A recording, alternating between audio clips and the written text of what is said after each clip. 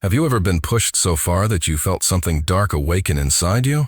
That moment when every fiber of your being screams for justice, when the pain becomes so unbearable that you'd do anything, absolutely anything, to make it stop. We all have that breaking point buried deep within us, that line that if crossed, transforms us into someone we never thought we could become. Now imagine if the people who were supposed to protect you were the ones destroying you. Imagine if your cries for help fell on deaf ears, if the law offered no protection, if society itself said your pain didn't matter. What would you do? How far would you go? How far would you go? How creative would your revenge become? In 1854, a woman named Penelope answered that question in the most horrifying way imaginable. She took 5 grown men who had violated her in the worst possible ways and buried them alive in anthills, watching as thousands of fire ants slowly devoured them piece by piece over hours of agonizing screams. But here's what will shake you to your core. When you hear what they did to her first, you might find yourself cheering for every single ant bite. Welcome back to Buried Truths, where we uncover the stories they buried and give voice to those they silenced. I'm about to take you into the darkest depths of human cruelty and the most creative revenge in history. This isn't just about slavery. This is about what happens when the human spirit refuses to be broken, when justice is denied so completely that a person creates their own. And trust me, what Penelope did will haunt your dreams and inspire your soul at the same time. So ask yourself right now, what would you do if you were pushed beyond every limit you thought you had? Keep that question in your mind, because by the end of this story, you'll understand exactly why Penelope chose Anthills.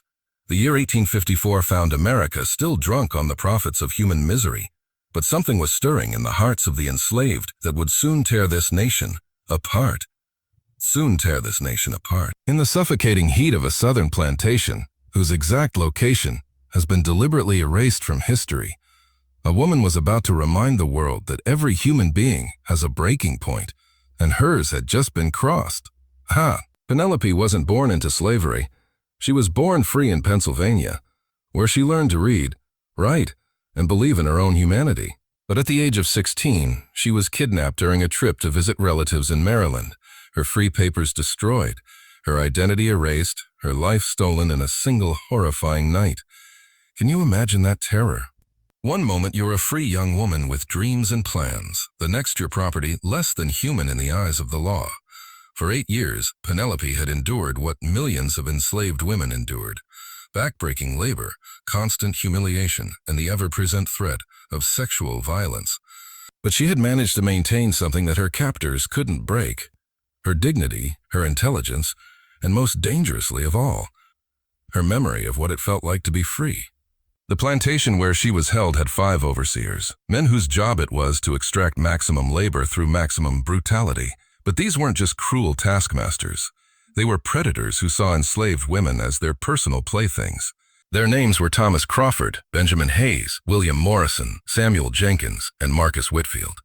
Remember these names, because what happened to them will either horrify you or satisfy something deep in your soul that craves justice.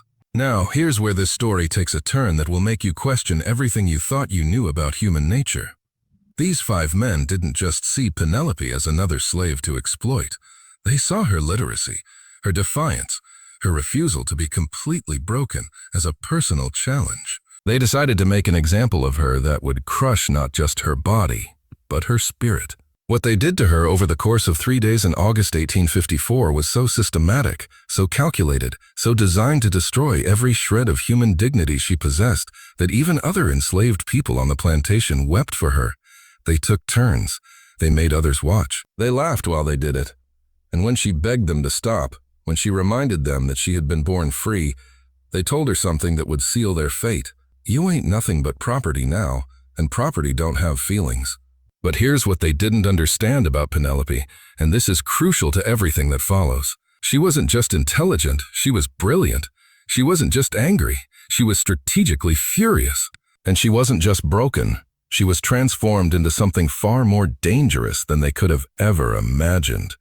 For 3 months after her assault, Penelope appeared to be exactly what they wanted: completely submissive, utterly broken, speaking only when spoken to, moving like a ghost through her daily tasks. The overseers congratulated themselves on finally taming the uppity freeborn, as they called her. They had no idea that behind her vacant stare, she was planning something that would make their worst nightmares seem like pleasant dreams.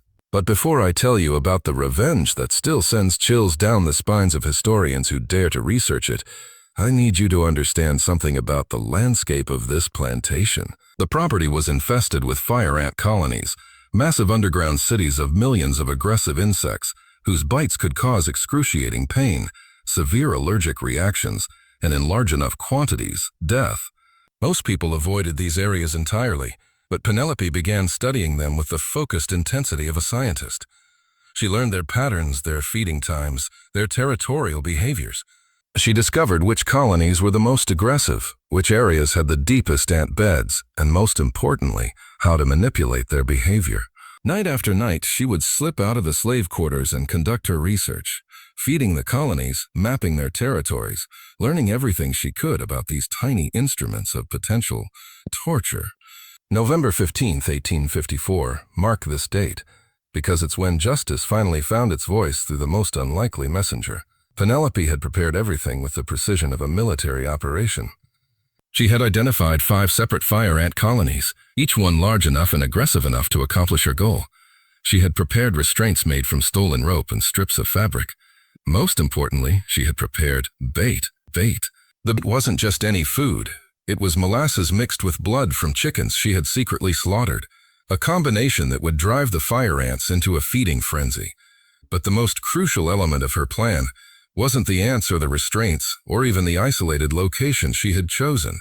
It was the complete trust these 5 men had in their own invincibility and her apparent brokenness. One by one, over the course of that night, she lured them to their doom. Thomas Crawford was first. She told him she had found something valuable hidden in the woods that might interest him. Benjamin Hayes was next.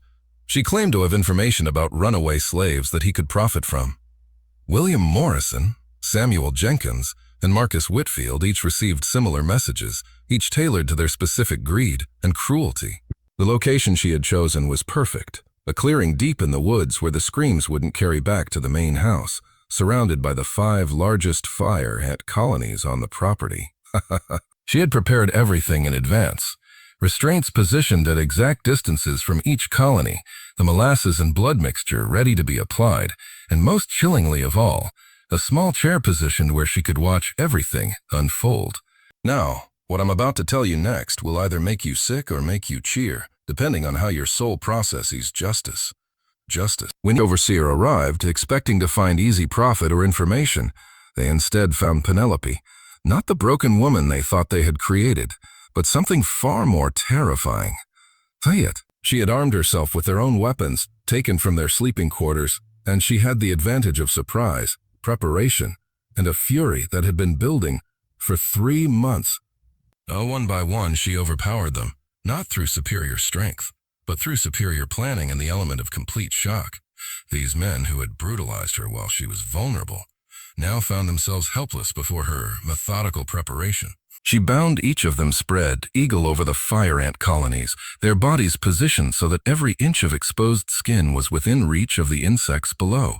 But here's the part that reveals the true depth of her psychological transformation. She didn't just want them to die. She wanted to experience every moment of terror, pain, and helplessness that she had endured. Before applying the molasses and blood mixture that would summon the ants, she spoke to each of them. She reminded them of what they had done to her. She repeated their own words back to them. She told them that tonight they would learn what it felt like to be property of the fire ants. The first screams began around midnight. Thomas Crawford, positioned over the largest colony, was the first to feel thousands of tiny mandibles tearing into his flesh. The fire ants, driven into a frenzy by the blood and molasses, swarmed over every inch of his body, their venom causing not just excruciating pain, but paralysis that prevented him from doing anything but scream and writhe against his restraints. Benjamin Hayes was next, then William Morrison, then Samuel Jenkins, and finally Marcus Whitfield. By 2 a.m., the clearing echoed with the most horrific symphony of agony ever recorded in the annals of American slavery. 5 grown men, reduced to sobbing, screaming, begging creatures, experiencing for the first time in their lives what it felt like to be completely powerless. completely at the mercy of something that saw them as nothing more than food.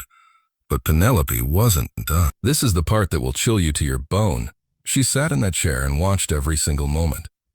She listened to their pleas for mercy and responded with the same words they had used on her.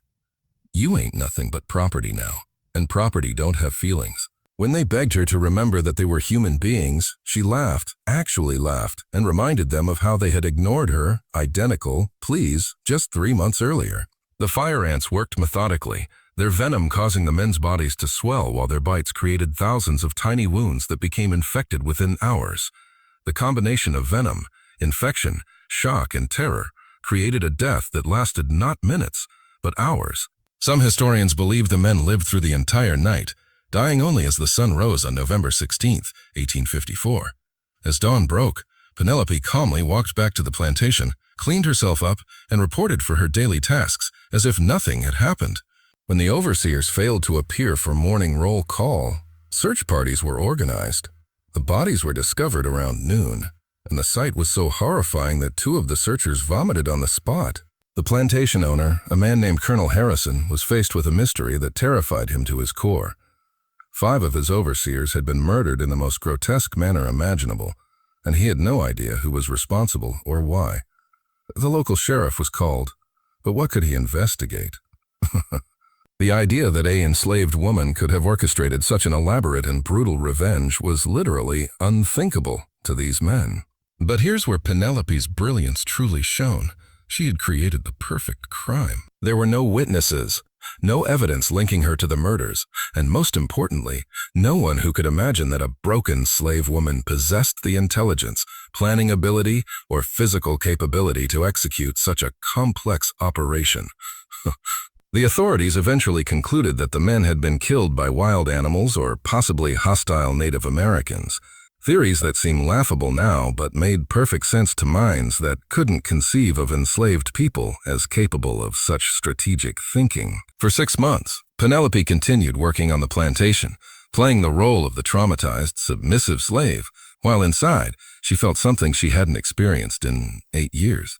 Peace. She had looked into the abyss of human cruelty and emerged not as a victim, but as an agent of cosmic justice. The other enslaved people on the plantation began to notice subtle changes in her demeanor. She stood a little straighter, spoke a little more freely, and there was something in her eyes that hadn't been there before. Power. Word of the mysterious death spread throughout the region, creating a climate of fear among overseers and plantation owners. They began to look at their enslaved workers differently, wondering who among them might be capable of such calculated revenge. The psychological impact of Penelope's actions extended far beyond the 5 men she killed.